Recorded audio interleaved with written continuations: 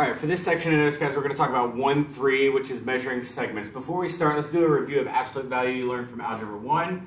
Absolute value is represented by two vertical bars around any number. So if we did the absolute value of 3, we would get 3. If you did the absolute value of -5, the absolute value would be 5. So no matter what goes in there, it always ends up being the positive number on the outside of it, okay? We're going to use that for distance on a number line. To figure out the distance on a number line, you take the two numbers that they give you, and then you are going to subtract them, all right? So we're going to take 5, and we're going to subtract 12. When we do that, we get -7. Now, when we're talking about distances, we can never have a negative distance. So what we do to counteract that is we take the absolute value of that -7. Once we've done that, you would get that the distance equals 7. Now, for some of these, you'll be able to count if they have all the tick marks, but this is an easy way to do it fairly quickly, okay? What is the difference between the first one here and the second one? Well, the difference is, when we talk about this, we would say that this is segment CD. That implies we're not going to have a number for its length. If we have CD just like this, that tells us that we are going to have an actual measure like they would say maybe CD equals 8. They would not use that with segment, and you'll see why when we get to congruence here in just one second, all right? Segment addition postulate. What the segment addition postulate means is we can take one segment, equal it to another segment, and it'll equal the whole thing. So if you look at the first example here on the left, it says if A, B, and C are collinear, and B is between A and C, then AB plus BC equals AC. What that simply means is if I say that this is 6 and this is 10, then that means that this entire length would equal 16. That is what segment addition postulate is, okay? We have an example over here to the right that uses a little bit of algebra work. So it's the same thing. For this one, we're going to take the first piece here, which is xy, so 8x plus 9. Then we're going to add 4x to that. Once we do that, we get 81.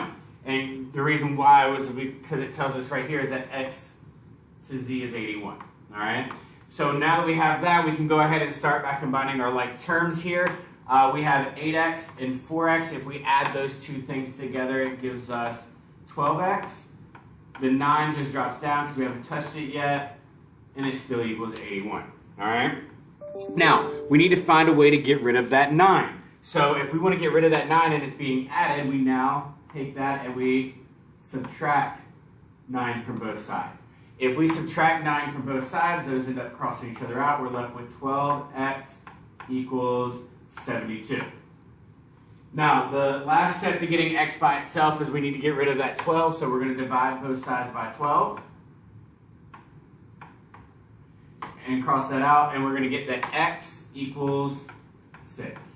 Now, problem is, they wanted us to find the measure of xy. Well, xy would be the length of this piece right here. So we need to plug that 6 back in for that right there. So if we want to find xy, we're going to do 8 times 6 plus 9. So we can go ahead and plug all of that into our calculator at the same time if we would like, and the answer that we get is 57. So we get that xy equals 57. You could also plug it in for yz if you want. This question didn't ask for it, so we don't really have to for this one. All right. Now, I told you earlier we were going to talk about congruence. Congruence is where they have the same measure or length. So congruence is kind of the geometric way of saying that they are equal. We will use it with this symbol right here. Looks like an equal sign with a little squiggly over top. And the way that you would read that is congruent too. Here at the bottom it also says that sometimes hash marks are used to indicate congruence. So if you look over here at this figure to the right, if it has 1 here and 1 here, that means that these two are congruent. You'll notice the other one has 2 and 2.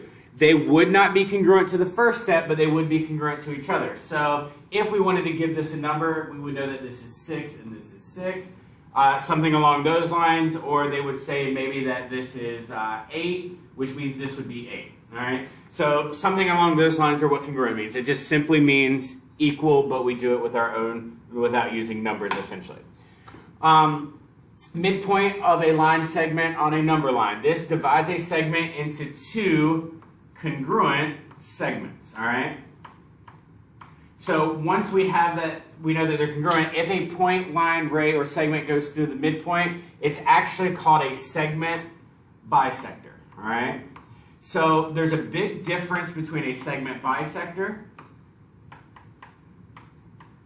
and a midpoint. A midpoint is restricting itself to only being a point, whereas a segment bisector could be a point, line, ray, or segment that goes through the midpoint, okay?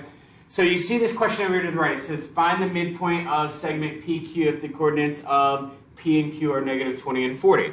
Now, this is one of our number line questions. So again, we do the same thing that we did before. We take negative 20 and subtract 40 from it. When we do that, we get a total of negative 60. Now, again, distances cannot be negative, so we take the absolute value of that negative 60. And that would give us that the distance between those 2 points is actually 60. All right? Now, we need to figure out a way to cut that in half. Well, if it's a midpoint, we're talking about cutting that in half. It would actually equal 30, because we would take 60, divide it by 2, and we would get 30. So there's 30 spaces that we need to cover. Now, this is not the midpoint. The midpoint of this is going to be either 30 below the 40 or 30 above the negative 20. So essentially we're taking that and we're adding it to it. So we would take the negative 20 and we would add 30 to it, and that would give us that our midpoint is 10. When we do this on a coordinate plane later on, it's actually going to be a lot easier, but for this one, make sure you do know that as well. We can figure it out that way. You could also just do it by counting what's halfway between negative 20 and 40. Either way works, all right? Using algebra to find the measure. It says, what is the measure of BC if B is the midpoint of AC? Now, this is a lot easier. The only difference is it's going to require some algebra work. The key with this is knowing that it says that B is the midpoint of AC. So if we wanted to mark that in the picture, that means that this piece is congruent to this piece. And remember, we use our tick marks to help us understand that. Which means if those two things are congruent, then these two things should be equal to each other. So if we want to do our work, we would say that 4x minus 5 is equal to 11 plus 2x. From here, it's just doing a little bit of algebra work. Let's start by getting our x's together. When we're getting our x's together, guys, you always want to try to think, move the smaller number, it's going to help. So the smaller number between the two x's are actually this 2. So we're going to subtract 2x from both sides. When you subtract the 2x's from both sides, that 4x minus 2x gives you a positive 2x. And then the 5 just drops down, equals 11, and those end up crossing each other out. Next step is we've got to get rid of that 5. How do we get rid of that 5? Well, it's being subtracted, so we're going to add 5 to both sides. If we add 5 to both sides, then those cross out, we're left with 2x equals, well, 11 plus 15 would give us 16. Next step is we need to go ahead and get rid of the 2. 2 is being multiplied, so to get rid of it, we're going to divide again. And we get that x equals 8. Now, the problem is that is not the answer we're looking for. They want us to find the measure of BC. So BC is this piece right here. So we're going to take 11 plus 2 times 8. So when we go ahead and clean this up, you can plug this into your calculator all at one time, or you could do 8 times 2 is 16. When you add the 11 and 16 together, you would get 27, all right? Which means that this piece is 27. That's the piece you're looking for, but guys, they might also ask you maybe what's the length of the entire thing. If that happens, then you would know that this piece is 27, then you can add it all together and get 54 as your final answer. So just be very careful what they're actually asking you to solve for. All right, that's the end of these notes. Make sure you come in class with these done.